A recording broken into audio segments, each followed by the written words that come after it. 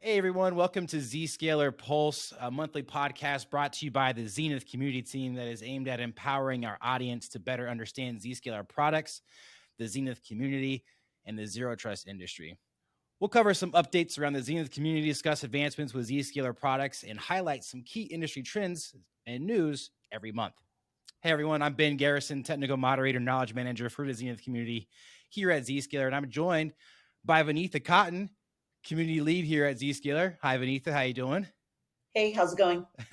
We also have two special guests today that are going to join us and talk to us a little bit more about some ZDX and monitoring.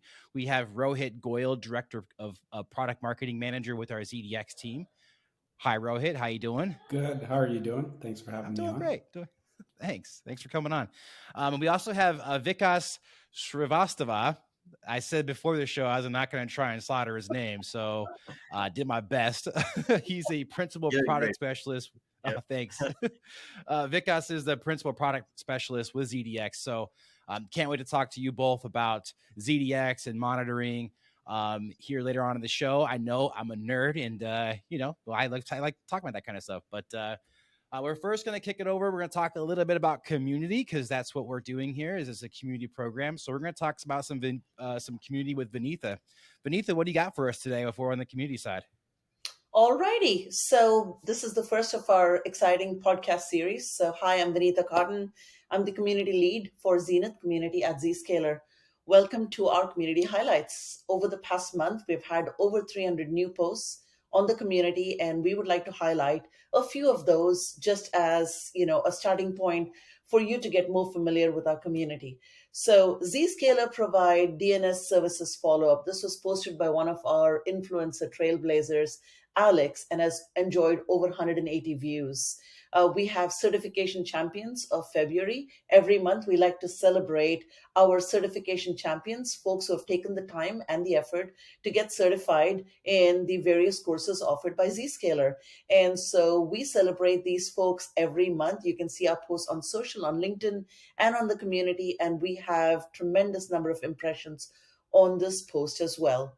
Well, on the community, we also like to keep track of all the happenings in the world, all these significant days. So, of course, March was the International Women's Day. We celebrated this on our Zenith community by celebrating one of our own. We have Cindy Bennett, who is a sales engineer, and we have followed her career journey through the world of cybersecurity. A really interesting read and about her life, about her career, and the kind of advice that she has for young women, men and women, young women specifically, wanting to get into the industry, and what some of her challenges were and how she overcame them. So this obviously was spotlighted, and it gained a lot of traction and momentum on the community. Now, I know we're going to speak to Rohit today. He's one of our SMEs, subject matter experts on ZDX. So we did release a stinger, a community video stinger, and this was Welcome to ZDX with Rohit Goyal. And it has, I believe, over a few hundred impressions across social media and on our community. We always like to release some incredible insights into our solutions and products. We want to make sure that we have significant viewpoints from our SMEs. If you haven't already seen it, please do visit the community. Look at this video recording. You have a 10-minute segment, which is an extended view on the community. And of course, on LinkedIn, we have the teaser view. And the best part is on the community also get to download the ebook that was written by Rohit. Now, obviously, if you'd like to read these very interesting topics, have a look at some of these videos, please go to the community, make sure you register, log in, and visit us often, because it's a highly subscribed to community. It's a highly well documented community, and I'm sure you'll be able to gain a lot of insight into the world of cybersecurity, and more specifically around Zscaler's products and solutions. So moving on. March has been an incredibly busy year. You know what? I have my notes here. I don't mind saying it. I need to be able to hit a lot of points here. So bear with me. March has been an incredibly busy month with so many planned announcements. We are gearing up for a full community migration from our current platform. The new design is going to be a new experience, a new robust experience in a new environment. And this is completely targeted towards our partners, customers, employees, and our prospects. And we want to make sure that we are going to reveal this by the end of May. And as you all know, if you're tracking with cybersecurity, Zenith Live, which is the biggest cybersecurity event of the year, is coming up in June, and we want to make sure that we have our robust platform up and running for you before Zenith Live kicks off. So, talking of Zenith Live, amazing concepts in play right here. Last year, I don't know if you attended Zenith Live in person, but we had a phenomenal community booth experience. We had three specific community archetypes that we kind of melded with spirit animals. So we had the influencer, who was the lion. We had the advocate, that was an octopus. We have engagers, that were bees. And there were people who were actually able to relate to these community archetypes. And of course, we had a phenomenal swag giveaway. So that was by day two of the experience. Almost everybody was wearing community t-shirts. That made us feel really great. Everyone So coming always back to loves this swag. year, Everyone always loves swag. Everyone loves swag. Everybody loves t-shirts, and it makes you feel good when everyone is wearing your t-shirts and walking around. And they're cool concepts. They're a little cartoony, but at the same time, people are wearing it with so much of pride, and it's amazing. I am wearing the shirt that has Yes, the you are, aren't archetypes. you? So there's the bees, there's the lion, there's the octopus. I'm always on brand here over at the Zenith Community. You are, Ben. You're always on brand, that's for sure. But this year we have these archetypes, but hey, we have a new archetype. No spoilers here, but you need to actually be a part of Zenith Live to know what is this fourth amazing archetype that we are going to unveil at Zenith Live. And of course, we have the t-shirts, we have swag, we have some cool other swag, but more importantly, we have a phenomenal agenda. We're going to have our SMEs talking. We're going to have our influencers talking. You might get to meet them at the booth, both at Vegas and in Berlin. We actually have them spending time with us, talking to us about what it means to be a technology partner with us, or a customer with us, or just as a member of the community, to be able to engage, help peers, what makes them do it, and why is it important to be a part of the community, and why the community should be your number one stop when you have an issue to resolve. Very, very important. So it's going to be super awesome. Now, similarly, just a quick thing on the virtual part of the event, we are going to have a lot of on-demand videos kind of like this. We're going to have our SMEs speaking, our product managers speaking, our product marketing managers speaking. We have other SMEs within the industry. So have a look out. It's going to be a phenomenal experience. And again, go to the community. There is a post there. You know exactly how to register for the community. Well, I've spoken non-stop. I can speak all day, but man, I need to give Vikas and Rohit a chance there was a couple of things you said in there. You touched on swag. Yeah. And I can't confirm or deny that I may or may not sleep in my Zenith Community t-shirt. It might just be a staple of who I am. Just kidding. Maybe, I don't know. But you said go to the community a couple of times, but you never told them how to go to the community, Vinitha. Yes. Community.zscaler.com. Thank you very much. You are very important. Community.zscaler.com. Please go ahead, register, log in, engage with the content. We have over 25,000 pieces of content there. Really credible sources from our SMEs, from our sales engineers, and from our customers and partners. Yeah. So a huge plethora of incredible information. That's awesome. We also I have the pleasure of doing those spotlights, like with Cindy Bennett on the Celebrating International Women's Day. I also get to do the spotlights for some of our community members as well. The last one that we did, I did with Ramesh Mani, and he's a security solution architect located out of the city of Chennai in the Bay of Bengal. He's been leveraging Zscaler since 2013. Has been active on our Zenith community since 2019.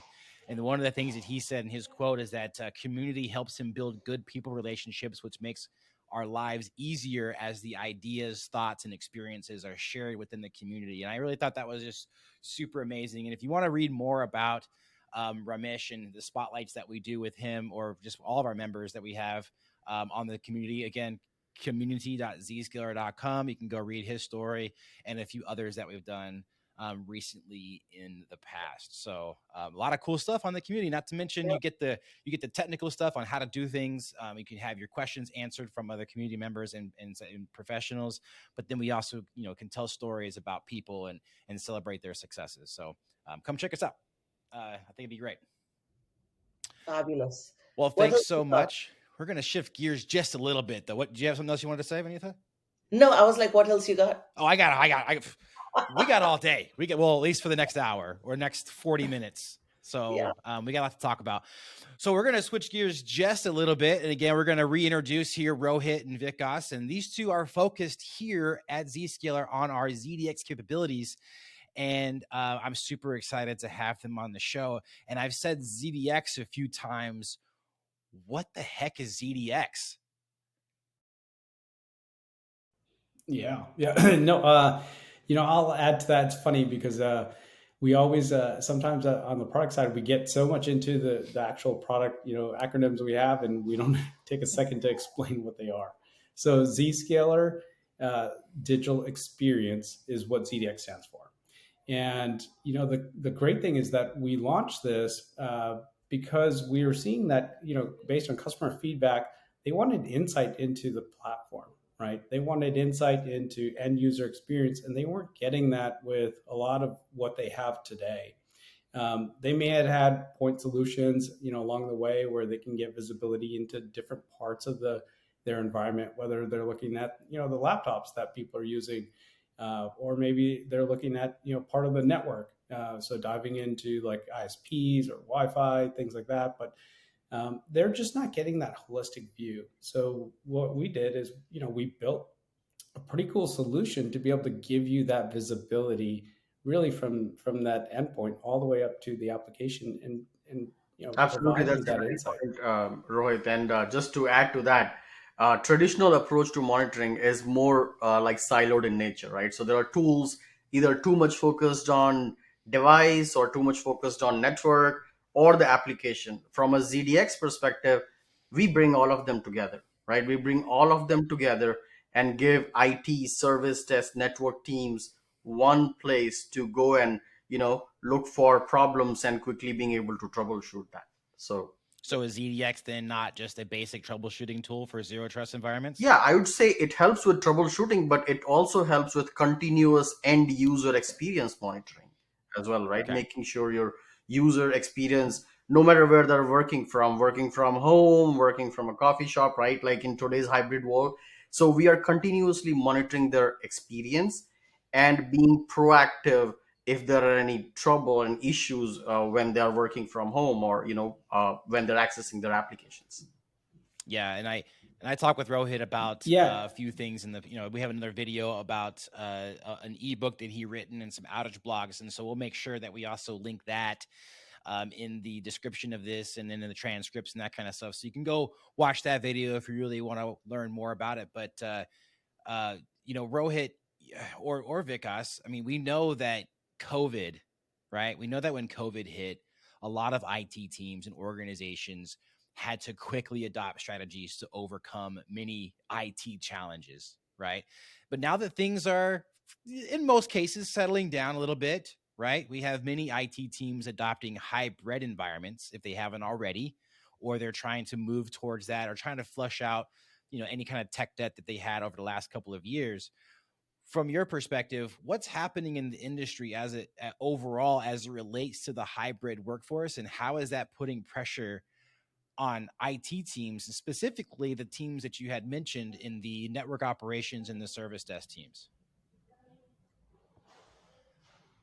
Yeah, so maybe I can take a stab at it, and Vikas definitely jump in here. But like, there's definitely a lot of pressure with IT teams trying to figure out, hey, how do I troubleshoot an environment that I don't own? So I went from a network of managing one network, which was my corporate environment, to managing, say, we've got 10,000 employees, and now I've got to manage 10,000 networks, and that all of a sudden put a lot of pressure on the IT teams, especially networking teams. And service desk would get, imagine that, everybody's starting to use these Zoom and Microsoft Team applications, and when they have trouble, they're not able to connect, and they don't typically have enough information to be able to troubleshoot that. So service desk teams end up basically just escalating up to like network operations teams, and that's another impact that network operation teams are facing, right? So they're getting a lot more escalations, and they're having to troubleshoot something Yeah. that they don't know. Yeah, I mean, it's interesting that you talk about that, and I feel like a lot of IT teams already have monitoring tools in place, right? Most organizations typically have something in place today. So why do they need yet another monitoring tool? What does ZDX do that these other monitoring tools either fall short on, or why would we want to replace, or be in a position to replace those other tools? That's a great question, Ben. And basically, it's like you rightly pointed out. There are so many tools. There are tools which are uh, focused on network monitoring. There are tools which are focused on maybe ITSM based device monitoring. So as I mentioned before, these tools generate a lot of signals, right?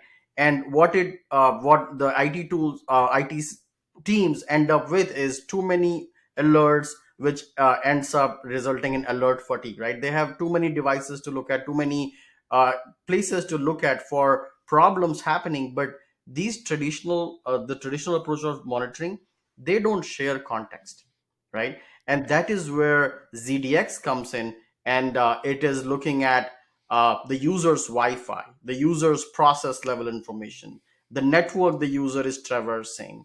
Doesn't matter if they're going direct to the internet or going via the zero trust exchange, right? Traditional monitoring tools are not able to provide visibility into the zero trust environment, right? Because by design, the lights is turned off in that whole place. So, the traditional way of trace route and, going path detection just fail. This is where ZDX is comes in very handy for IT and service desk teams to be able to quickly understand that what path the user is taking. Is it the user's local Wi-Fi? Is it the user's device, or maybe the app itself? And enable them to quickly get to the root cause of the problem. You know, Do you know what's really interesting is what you brought up there, Vikas, in terms of like doing trace routes. right? As a former network engineer, my big thing was like, hey, let's pop open a console, let's log in, and let's start doing some trace routes, right? But doing that in a corporate environment, probably it's a little bit easier, right? I know what to expect, but now I'm doing it across say 10,000 users. How do we do that? How do we, and like ICMP, typically fails depending on firewall policies, things like that. So how do we do it You better? were one of those IT people that just looked for any excuse to show off their skills in terminal, weren't you? Oh, I love it. I love diving he'd into it. But now I don't you'd feel pull like I up need Vim to and with just start ZDX. going at it, and just like, yeah, I'm doing Vim. You don't know what this is? I would add to that, right? Like we are talking about like normal network problems, but a lot of times, uh, a lot of time is spent by the network team trying to prove innocence that hey, it's Yeah. not the network, Yeah. right? And think about more complex problems where a user was on a Teams call or a Zoom call, right? Mhm. And they had a problem and they are reporting it after the fact that hey, I had a blip when I was talking or was sharing my screen. uh, with traditional monitoring approaches, it's too late. The problem might have disappeared, and you are no more able to find to the root cause. With ZDX, what I love so much about it is you have the ability to go back in time, look exactly on what's going on with that specific meeting, what was happening to the user's device, the network at that point of time, and get to the root cause of that issue. We also have AI driven root cause analysis, which helps the IT teams to be able to get uh, machine learning AI based analysis on problems, so they can, instead of looking through the data themselves, they can get help from AI to quickly resolve the problem. Yeah, in particular, when Vikas talked about the finding that analysis, the cool thing in ZDX, and Vikas has this awesome blog where he talks about like some of the details there. He's actually highlighting, hey, there was a network change with my adapter, so all of a sudden I went from this one type of network to another one, and that's potentially why my Wi-Fi experience degraded. But like being able to get down to that granular level is really important for Okay, IT so teams. we're gonna play a game here. All right, it's just gonna be a quick one, true or false. Okay, it's just rapid fire, not thinking. Okay, not thinking. First thing that comes to mind. True or false? Can ZDX help people, IT teams, close ticket faster? True. Benita, True. true. Okay. Can ZDX help with having fewer escalations? Absolutely true. I say true. True. Okay. True. And do you think ZDX can it help lower costs within an organization? Absolutely true. Absolutely. Okay. True. Can ZDX get me coffee? You can try. False. Well, it can save you time so that you can go get your coffee. It'll save me time so that I can go get the coffee. No, Exactly. we understand there's the word experience in ZDX, but it's not the coffee experience. It's not the coffee Okay. experience. Okay. I need to have Vim open in my caffeine in order to really get the full experience. Also, so I do know that we have a certified administrator exam, the ZDX admin exam, that I know people can go take. If you want to learn more about that, I would definitely check that out. Where can they go to get that certification? That's on the Zscaler's learning portal, right? Absolutely. Yep. It's on the learning portal. So, and we also have for customers and partners, we have this solution demo center environment which they can go ahead, subscribe to, and play around with a live ZDX environment themselves. I do have a question. This is kind of just off the top of my head here. I'm just making stuff up as I go along for some of this stuff. Do organizations if they wanted to adopt ZDX, or they're looking at ZDX to help reporting, is this something that can work with their current SIM tool, or is it something that they'd have to replace their current SIM tool with? So I would take that ZDX is the end user experience monitoring solution. So we aren't replacing the same solution, but we can feed in using our open APIs into their SIM solution. So the alerts could go into their SIM solution, or if the customer is interested in pulling out data off from ZDX, they can use our open APIs to do that. So great question there. That's awesome. That is awesome. Well, hey, thank you so much. I know any last comments about ZDX? I have one. It may not be the most technical one, but let me say it. Okay. So in all of the organizations I've worked before, and my core skill set is user experience, right? And customer experience and product experience. And when you actually look at it, user experience is something that is so low down the totem pole when it comes to companies and mindsets investing on the experience part of the cool products that they build. To have ZDX and have experience as a part of the name itself means a lot to somebody like me, where I go, okay, Zscaler truly focuses on the experience that the users are going to have when they use our products and solutions, and the synergies that they bring, and the importance that they give to the end user experience. Anyway, that was my 2 cents. Absolutely. That was profound. That was That's awesome. That's awesome. Yeah. Let me quickly add to that. So like, when you're thinking about, your initiatives internally, and you're thinking about, some of the goals you have company wide, and what we're seeing from our customer base is that like, they're having challenges with like bringing people back into the office and being able to help troubleshoot and provide a great experience no matter where the user is. That's really key. And that's where some of our customers are really excited about something like ZDX. The other one, which is really, really interesting to our customers, is that you've got security plus monitoring under one agent. And that makes it so much easier for people to deploy. So if you're in IT and you're thinking, hey, I've got to deploy this out, ZDX is basically a toggle. Plus, I know there's a lot of security or risk teams that want to try to minimize the number of agent footprint that's within the organization, right? So, to consolidate agents within their endpoints, this is actually a really good point to make. Yeah, and it's a big big differentiator in terms of like lift for companies, and then cost. You mentioned cost in the beginning during that rapid fire piece, and the cost piece is really interesting because you can actually simplify things, right? So maybe you've got those point solutions Vikas was talking about, and you can say, okay, these are kind of coming up for renewal, and maybe I can leverage ZDX to be able to solve those challenges. Yeah, I mean, I think I'm pretty sure there's objections to people not wanting to use ZDX or wanting to adopt the monitoring tool. I would encourage them to get a demo, right? How can they reach out and get a demo or see exactly what the monitoring can do? What's the best path forward for someone who's on the fence?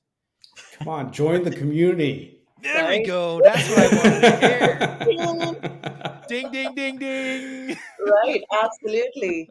I mean, we have you folks there. We have some incredible talent there. Some of the conversations that happen there are just fantastic and just so helpful. Yeah. Hey, Ben, before you wrap it up, for whatever reason, I know that at the beginning of this, people heard from me. I would love for, not to put you on the spot, but I guess I am putting you on the spot, is just talk to us a little bit before you end the show. That is, just talk to us a little bit about what people can hope to see, or what kind of activity is happening within the community with respect to conversations, so any strategic content, and with the information architecture, anything like any insights that you'd like to share without being a spoiler. There's a lot. Information architecture. We're always evolving the information architecture. And if you don't know what that is, all that really is that we're trying to align our categories, subcategories, and conversations and topics in ways that are around feature isolation or problem isolation, to be able to help people either answer or find questions or ask questions in a more rapid way, right? Obviously, this is our new podcast that we're really trying to get off the ground, which is going to really help in bringing a lot of that news and awareness and empowerment to everybody in a very condensed, isolated way, right? Distilled down to kind of in your face. But we always want to expand on that on the community to bring in more context when necessary. So there's going to be a lot that's going to happen within the communities, bring a lot of different content, a lot of different flavors of content. Video is just one of them. We have a lot of, for instance, I mentioned that we have a video series or a video that we published recently with Rohit, and that obviously is going to be a link in the description there as well that you can find. But we also have another one coming up next month that we're doing. Oh, yeah. Yeah. And it's going to be kind of touching on a little bit how Zscaler saves money and that type of stuff. And so we have that type of content. And then we have another one for a really exciting feature release that we have coming up here pretty soon too. Not to give you what it is, but it's around April 19th. So, just putting it out there that you might want to stay in tune for that. So just a bunch of really cool things happening. But just to wrap up the ZDX conversation, our new reality is that working from anywhere, using apps everywhere, is a strain on organizations, right? Hybrid work has placed a challenge on IT teams, driving up ticket volumes, right? And so ZDX monitoring helps with that, helps alleviate or mitigate that impact. And then network operations struggle with too many ticket escalations and not owning the end-to-end network path, right? Like Rohit was saying. So, and if you're a service desk team, ZDX monitoring should be your friend. So if you are interested in it and you want to be a champion for ZDX within your organization, then let us know and we'll definitely get you going on that. So, Vikas, Rohit, stick around because I have a really cool segment that I want to do here to wrap up. And this is just kind of like cybersecurity news around the industry. There's one thing about Zscaler. The other stuff is just completely not relevant to Zscaler at all. Well, actually kind of is. We can help. It is. We can help in these categories.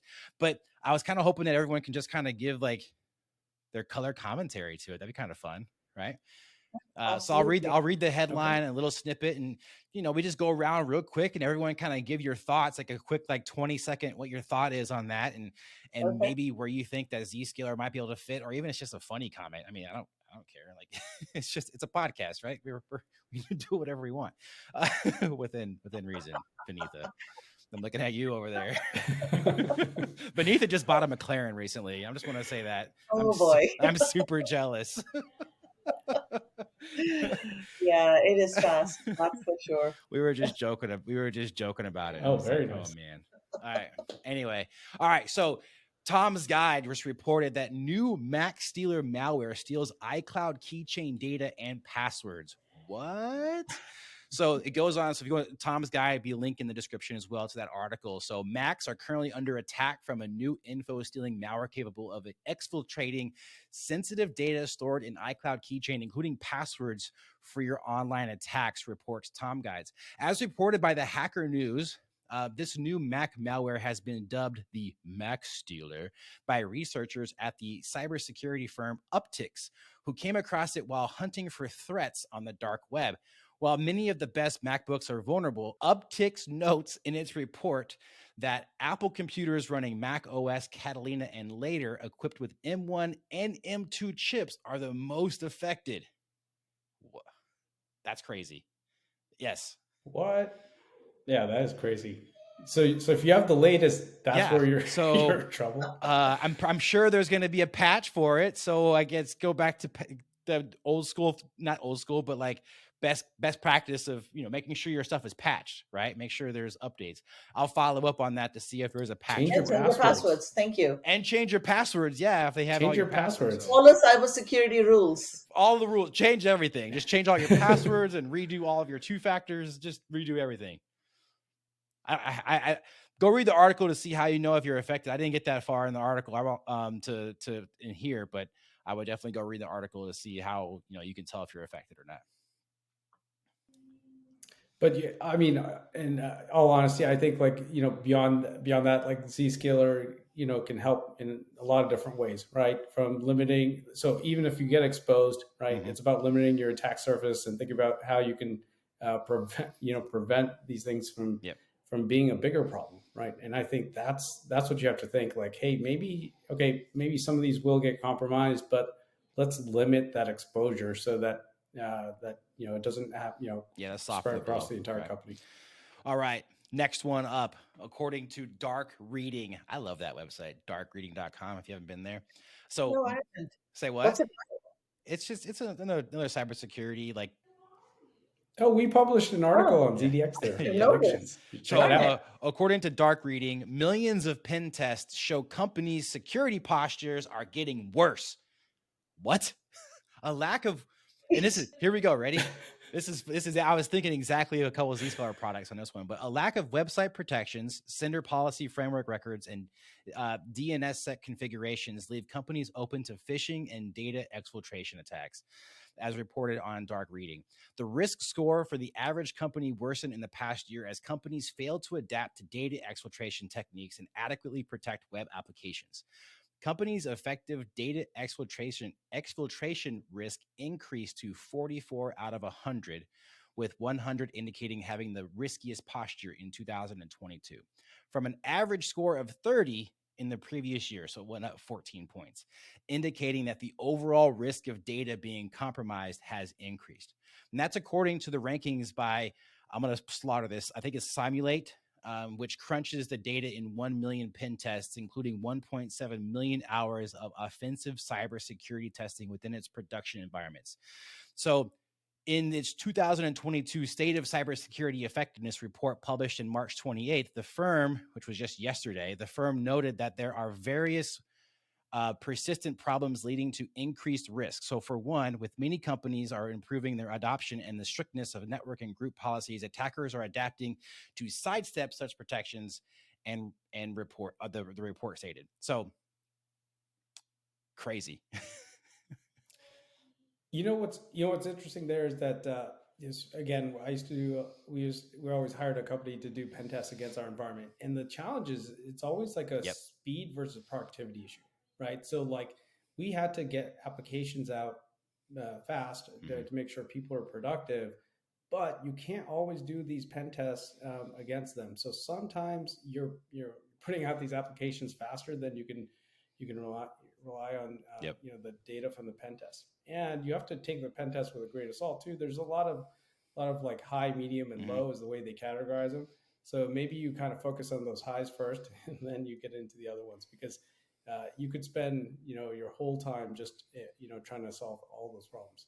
But back to Zscaler, if you leverage Zscaler, we limit the attack surface, so you don't even get exposed to it in the first place. So I think that in itself is huge. And also, you said, I feel affordability and the importance to cybersecurity are two really, really critical factors. And it's a nice lead into your next podcast series, is how Zscaler saves customers money. We're always plugging here. We're always plugging. At the same time, let's face it, there are companies that are on-prem and then gone into cloud. We in Zscaler, we were born in the cloud.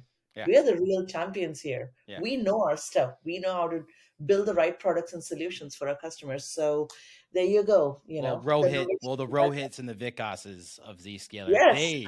they really know how to build the products. Right. We just talk about them and pretend to be experts. Just kidding. Just kidding. Just kidding. Okay, so last article is actually about Zscaler, which is really cool. This came out on March 15th. This was on the IT Security Wire. Zscaler extends CNAPP capabilities with integrated data loss prevention and threat intelligence from the world's largest security cloud, according to the IT Security Wire. There we go. So Zscaler, the leader in cloud security, announced on March 15th enhancements to the Zscaler Posture Control, strengthening its cloud-native application protection, which is CNAPP capabilities with data loss prevention and Threat Labs threat intelligence powered by the world's largest security cloud.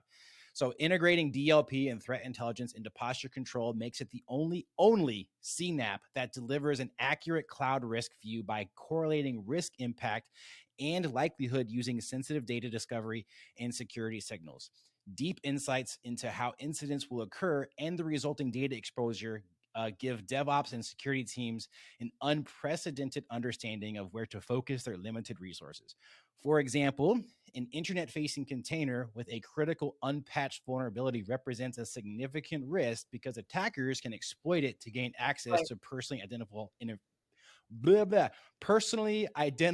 information. PII. With this new integration, organizations can reduce costs, oh my gosh, and resources while staying agile and proactive in securing sensitive data and secrets in the public cloud. Wow. Talk about how to wrap that up. That was a lot. That was a mouthful. PII is a lot. If you break that out, there's a lot to say. A lot to say there. Yeah, I mean, data loss prevention is key, right? So think about like all the different ways people don't always do it maliciously. I think that's the problem. Sometimes people are just trying to be effective at their job, and they're like, hey, what if I just copy this off to a USB drive? And all of a sudden that's a vulnerability, right? So you have to be careful what people are doing, and part of it's about education, right? Just letting them know, hey, these are the things you do, and these or writing down passwords. Yeah.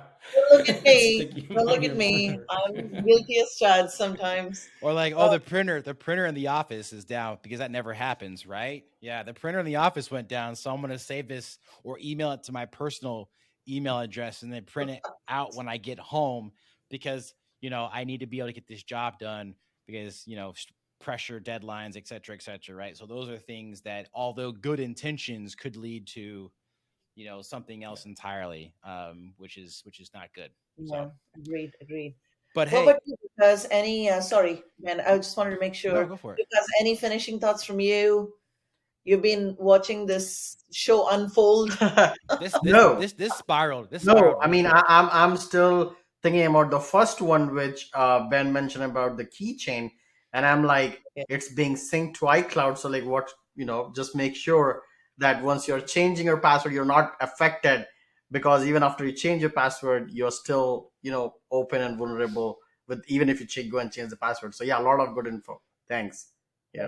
Yeah. And that's kind of what we want to try and do on this show. And I think that's a good segue to kind of wrap up, right? We're at the 40-minute mark. Typically we want to try to go for an hour, but this is the first one. So cut us some slack. But, our goal is to bring, news about the Zenith community, news about Zscaler, bring in, product experts from the organization to talk to you in a more transparent way, to where it's not just a webinar or another event. It's more of a casual way to talk about how things correlate, and then also talk about the news that's happening within the cybersecurity space, and then also try to connect those dotted lines between Zscaler and what's actually really happening within the industry. And so these conversations can continue and should continue on the Zenith community, right? community.zscaler.com. Zscaler.com. Always plugging.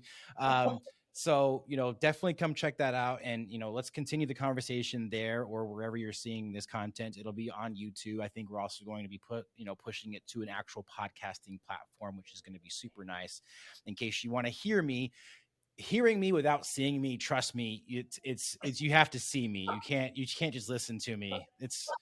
It's not going to go well if you just have to listen to what I have to say. So, but yeah, that's the show. That's the Zscaler Pulse, brought to you by the Zenith Community team. And this was our first show, so be sure to let us know how you like it and what you think. Join the community. We're gonna have a post there. Give your feedback. If you don't want to do that, that's great. We'll monitor the YouTube. We'll monitor the platforms where it's at that has any kind of feedback capability. We want to hear what you think, and we want to make sure we're bringing really good content to you to help you and empower you to be better professionals in the Zscaler space. So be sure to check us out each month, and we plan on doing this every single month. Any last words from anybody else? I wanted to say thank you to Vikas and Rohit. No. Yeah. Your time is so appreciated. Yeah, thank you. Appreciate it. Thanks guys. Appreciate it. Vinitha, I'll see you next time, and I'm pretty sure you'll message me on Slack eventually. So yeah, give it 3 seconds. Give it 3 seconds. All right. Take care, everyone. Bye. Thanks. Bye.